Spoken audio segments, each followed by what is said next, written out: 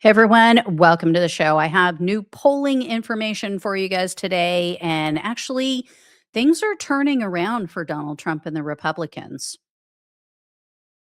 Just kidding. Totally kidding.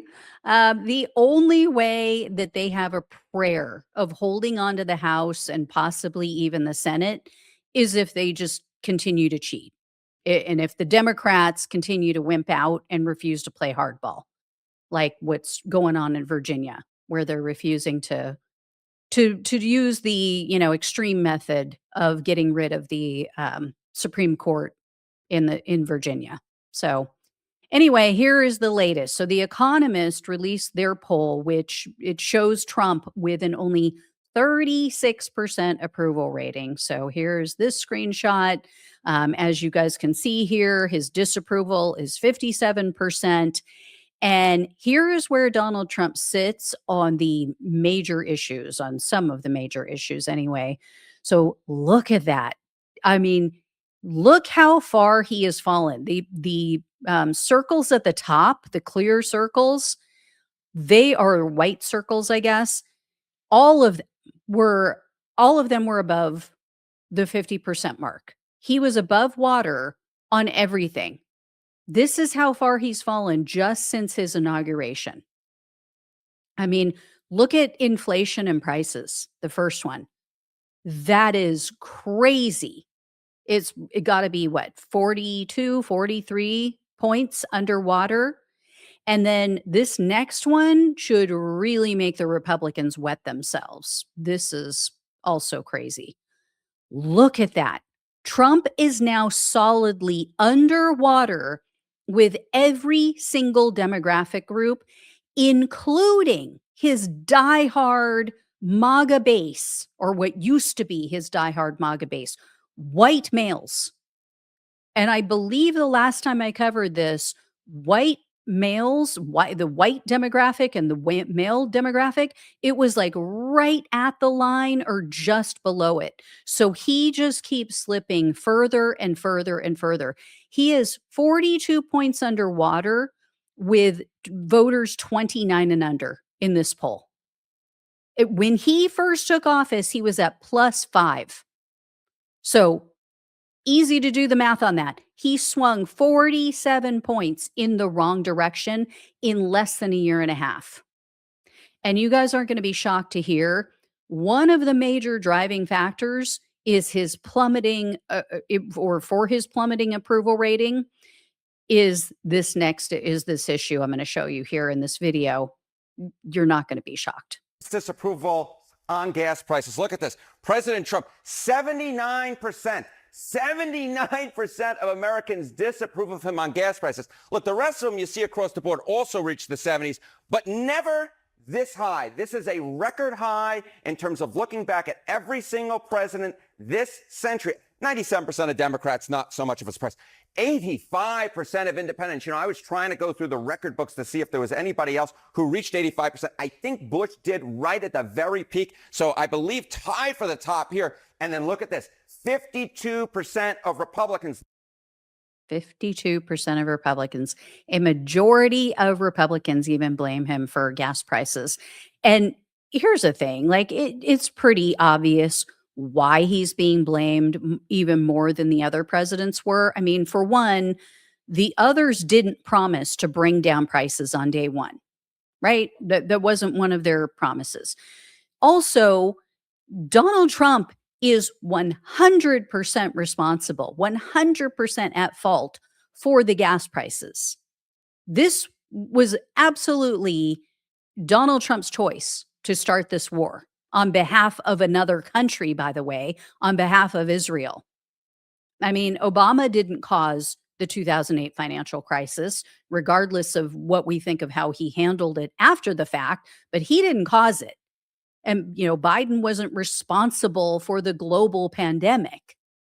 And I think, another thing that's often overlooked, another factor, is that Trump has shown that he can do whatever he wants. Trump has shown that when he wants something, he will just make it happen. We saw what all he did last year. right? He bullied, he bribed, he manipulated with his, used his executive orders. I mean, 99.9% of it was horrific, but it showed what's possible if you have a president who is willing, if they're willing to push the envelope, if they're willing to force their will on Congress. So the fact that Trump is unwilling to do anything to help struggling Americans, it shows that it's not because he can't do it. It's because he doesn't care to. He obviously doesn't give a damn. And which goes back to another video that I did for you guys today, right? Where he literally told Brett Baer, like, yeah, I mean, he doesn't really care because the stock market is up. So, oh well. And then check this one out, you guys. So, Fortune News Outlet conducted a survey of just Trump 2024 voters, and they asked them a series of questions, including if they regretted their vote. So, what they found confirms what I have been seeing and what I've been telling you guys for the last 6 months or so. So, check this out. So, here's the article if you want to go look it up and read the whole thing. I think it requires a subscription. So, what they said in here is that the people who regret voting for Trump and are leaving him are independents, minorities, and young people. These are people who took a chance on Trump in 2024.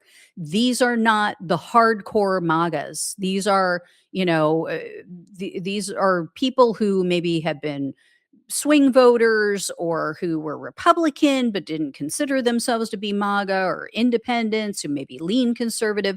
So when we see these ridiculous polls that say like, oh, 99%, 100% of MAGA still supports Trump.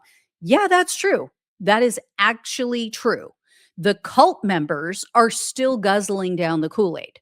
But when you pull back a little bit, when you look at, the broader coalition from 2024, that is not the case. His support is still high. Don't get me wrong. Like it's higher than what we would prefer with 2024 voters, but he has lost enough ground that it could have swung the election to Kamala Harris. If all of the regretters even just stayed home, it would have swung it. Kamala Harris would have won. So, and I'll tell you why, because of the 1,000 people that they surveyed, Fortune said 84% would vote for Trump again if they had it to do over. Now, that is still unfathomably high, right? We don't understand it. We don't know what these people are smoking. We know they're drinking the Kool-Aid, but we don't know what they're smoking and why they're still with him. But if you extrapolate those numbers out, Trump won by over 77 million votes. Well, I did the math on this. If 16% now regret it, that means that we have now well over 12 million additional Americans who regret voting for him, who now hate him. He beat Harris by just over 2 million. What a different world we would be in, right? If that 12 million plus had pulled their heads out sooner, oh my God, it would be night and day. Anyway, I also wanted to share some interesting polling. This was from a survey conducted by the Kaiser Family Foundation. So they asked people about healthcare costs, and a majority said that it will impact their midterm vote. It will help them determine who to vote for. So you can see here, they asked whether it will affect their decision to vote at all, and which party they're going to support. So 61% said the cost of healthcare will determine or will impact their decision on, who to vote for, which party to vote for. And 55% said, yeah, it will affect whether or not I vote at all, whether I even come out to vote. And here's the party breakdown on this. So as you can see, I hope you can see this, 63% of independents and even 47% of Republicans, this is the second set of numbers down at the bottom, those people said it will affect which party that they support, which party's candidate that they vote for in the midterms. If Democrats don't make this a priority, healthcare costs, if they don't start pushing universal healthcare, if they do this nibble around the edges bullshit that they always do, and oh, we have to start small and we can only do a little bit, and someday, we promise someday we'll do universal health care, we'll do a Medicare for all. If they don't do this now, if they don't make this a priority now in the midterms and 2028, not only will it be immoral and reprehensible, it would be political malpractice. It's never been more clear that Americans are sick and tired of this. We want something for all of the taxes that we pay.